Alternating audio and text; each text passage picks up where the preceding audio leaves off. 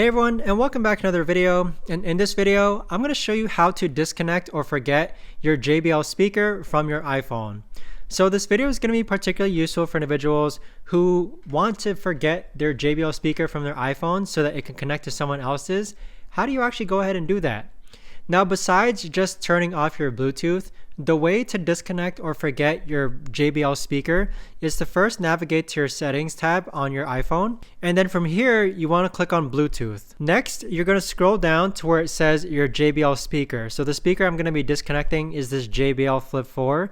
Click on the blue icon, and then on this page here, click on forget this device. Then you're going to get another notification that says forget this device. Just click on that, and there you have it. You've now disconnected and removed your JBL speaker from your iPhone. So that right there, guys, is the best and easiest way that I know of to actually go ahead and disconnect or forget your JBL speaker from your iPhone.